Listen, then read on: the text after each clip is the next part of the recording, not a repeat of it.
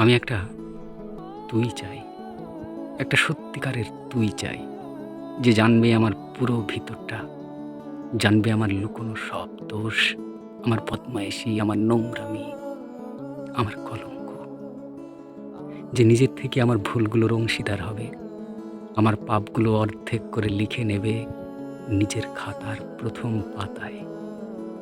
আমি এমন একটা তুই চাই, যাকে নির্দ্বিধায় উপহার দেব আমার সব অনিয়ম, অপারগতা, আমার বদভ্যাস, আমার উচ্ছৃঙ্খলতা।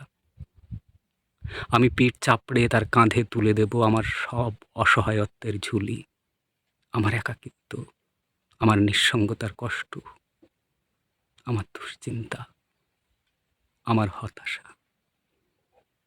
তারপর সবগুলো ঝাড়ুদারের মতো কুড়িয়ে নিয়ে সে বাঁধবে মস্ত এক বস্তা।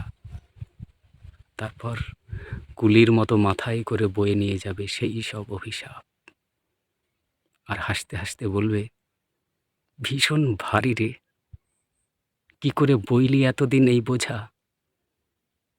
তারপর ঠিকানা ছাড়া পথে হাঁটতে থাকবে অসীম সমুদ্র পর্যন্ত।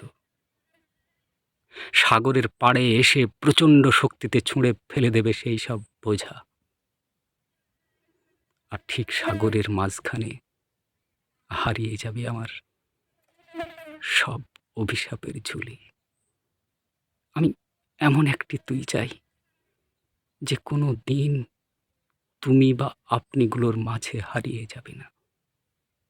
আমি একটা তুই চাই, একটা সত্যিকারের তুই চাই। কবি শ্রীজাত বন্দ্যোপাধ্যায়ের আমি একটা তুই চাই। অসাধারণ একটি কবিতা। ভালো থাকবেন সবাই।